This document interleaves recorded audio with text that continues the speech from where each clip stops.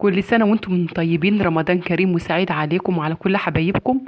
لما يكون صباح رمضان او لسه بعد بكرة، وعايزة اعمل شوية مخلل، ما عملتش مخلل رمضان ومش عايزة اشتري من بره اي مخلل. ممكن اي مخلل تعمليه بالطريقة اللي انا هعملها دي، يا دوب تاكليه تاني يوم، ممكن تاكليه يومها على طول، بعدها بساعتين هتاكلي منه. انا عامل شويه مخلل كرنبيت. معايا الكرنبيت وقطعته زي ما حضراتكم شفتوا كده، وحطيت شويه ميه مغليين وفيهم شويه ملح خشن، وهحط الكرنبيت. الكميه اللي انت عايزك، انت ممكن تحطي الملح على قد الكميه الاولانيه كده، وبعد ما تطلعي الدور الاولاني تحطي شويه ملح كمان تزودي، علشان خاطر ده شرب من الملح اللي موجود، فالميه بقت عذبه، فعايزه انت تحطي لها شويه ملح كمان.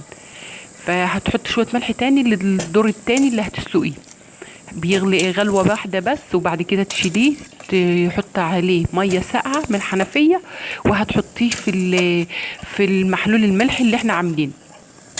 هتخلصي كل الكميه اللي عندك، ما تخلوش يستوي قوي، علشان خاطر احنا مش بنعمله كده علشان نقليه، يعني نقلي الكرنبيت او الكلام ده كله، ده احنا بنعمله كده علشان عايزينه مخلل، هناكله بعد يوم واحد بس.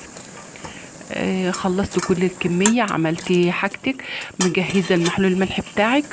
مش هياخد اي حاجة الا شوية مية بملح، ويا ريت يبقى الشرش داير، او مطرح ما انت عاملة فيه مخلل قبل كده تاخدي منه شوية، وهتعملي تحطي فيهم حتة بنجر وشوية ملح خشن.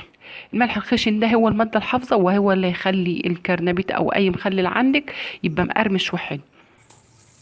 شويه ميه من الحنفيه وتحط فيهم شويه ملح خشن، او لو شويه ميه سخنين مغليين شويه صغيرين تدوبي فيهم الملح الخشن، وبعد كده تحطي شويه ميه ساقعين علشان ما يبقاش كله سخن. انت حطيتي المخلل الكرنبيت اللي انت عملتيه، حطيتي في شويه ميه من الحنفيه، والميه دي كانت معايا شويه ميه من المخلل اللي كان قبل كده، وحطيت فيه حته بنجريه صغيره وشويه الميه بالملح، وخلاص على كده. عايزه تحط قرنين شطه معاهم، تحط شويه بصل، اي حاجه هتحطيه معاه هتخلي ريحه المخلل حلوه وطعمه حلو. المخلل ده هتاكلي منه بعدها بساعتين وبعدها بيوم زي ما انت عايزه، ممكن ويفضل معاك فتره لو انت هتسيبيه. عايزه تحطي معاه ليمونه، تعصري عليه ليمونه خضرا كده، اعصري عليه شويه معلقه خل بس كده عليه، مفيش اي مشكله. ورقه لورا عايزه تحطيها براحتك زي ما انت عايزه، بس ده كمان هناكله على طول، فما حطيتش عليه ورق لورا ولا حطيت خل ولا اي حاجه. بس الله تخلي ريحته حلوه، مع قرنين شطه حامين لو انت بتحبي الحاجه الحراقه.